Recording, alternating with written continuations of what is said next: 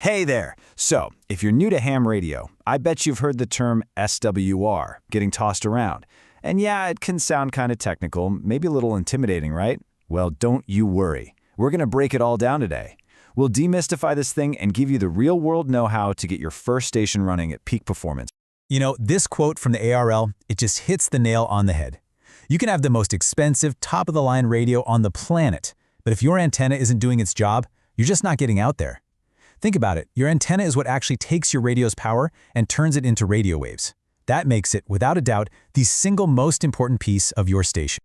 Right, so that really is the big question, isn't it?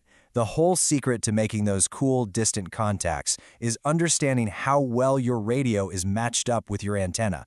A happy, efficient system is what you're after, and that's exactly what we're going to show you, how to check that match and how to get it just right.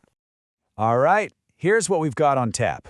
First, we'll cover what SWR is and why you should care.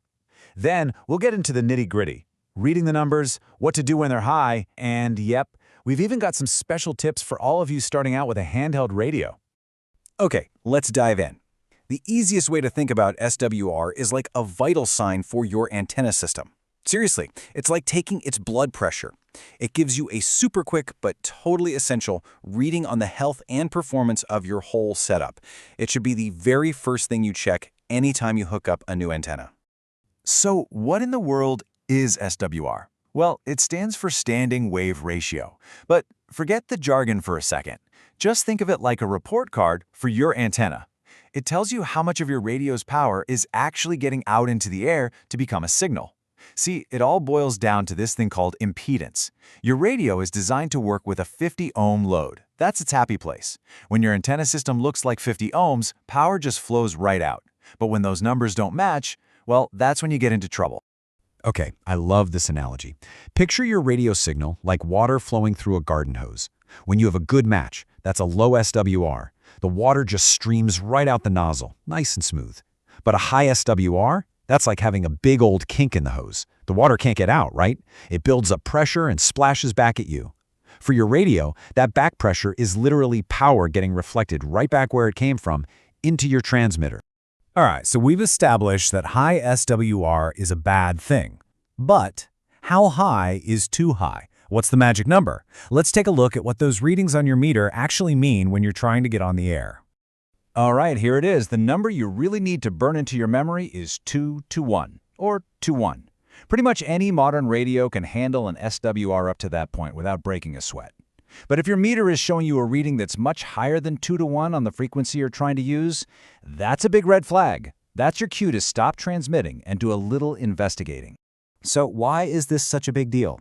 Well, a high SWR creates a couple of major problems. First off, all that power that gets reflected back, it's just wasted. It's energy that should be your signal, but it's not. So you're just not going to be heard as well. But the second problem is a bit more serious. That reflected power has to go somewhere, and it turns into heat right inside the most sensitive parts of your radio. And over time, that heat can cause some real, permanent damage. Okay, but here's the good news. A high SWR is almost always a fixable problem. It's not the end of the world. There are two main ways to tame that beast and get your station running like a well-oiled machine, and we're going to walk through both of them right now. So your two main tools in this fight are the antenna itself and a little box called an antenna tuner. Now, the first and honestly the best method is to physically adjust the antenna so it's the perfect length for the frequency you're on.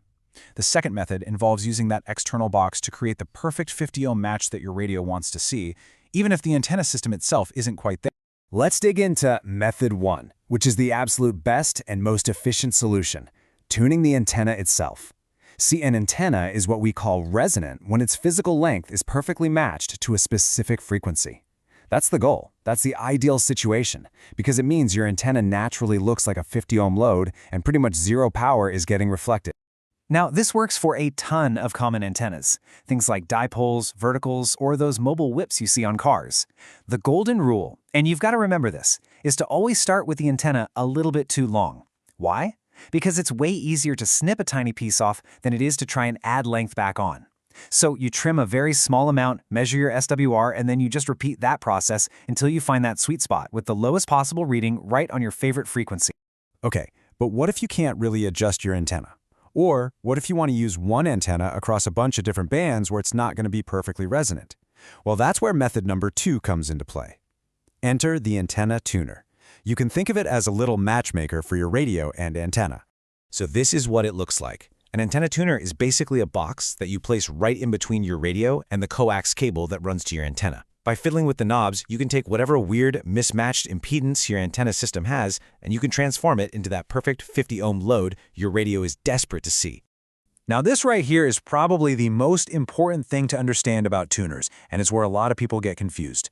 An antenna tuner does not fix your antenna. Let me say that again. It does not fix the antenna. The SWR on the coax cable between the tuner and the antenna is still high. All the tuner is doing is tricking your radio into thinking the match is perfect. It's a fantastic, amazing tool, but it's not a substitute for having a resonant antenna in the first place. Okay, let's switch gears for a minute. I know for a ton of you, your very first radio is a little handheld transceiver, an HT. So let's talk specifically about how all this SWR and antenna efficiency stuff applies to those awesome little portable radios. You know that little short, flexible antenna that came in the box with your handheld? We call that a rubber duck. And look, they're convenient, they're durable, you're not going to break them, but performance-wise, they are a major compromise. Electrically, they are way too short for the frequencies you're using, which just means they're really inefficient at actually getting your signal out there. So what's the solution? Honestly, the single best, easiest, and cheapest upgrade you can possibly make for your handheld radio is to just replace that stock antenna. Get a longer whip antenna, even one that's just, say, 15 or 16 inches long, and I promise you, it will make a night and day difference in your ability to hit repeaters and just have a clear conversation. All right, we have covered a ton of ground here, from the theory of what SWR is to the hands-on adjustments you can make. So let's just boil it all down and wrap up with the key things you need to remember to get on the air with confidence. The big thing to remember is this. Your antenna is not just some accessory you screw on. It is the most critical part of your station, period. Understanding SWR gives you the power to make sure that antenna is pumping out your signal with maximum efficiency. Whether you're physically tuning your antenna or using a tuner correctly, you're really just setting yourself up for success and a lot more fun in this hobby. And that's pretty much the whole shebang. You now have the knowledge you need to make your antenna system really work for you, not against you. So I guess the only question left is, now that your station is all optimized and ready to go, what's going to be your first long-distance contact? The only way to know is to get on the air and find out.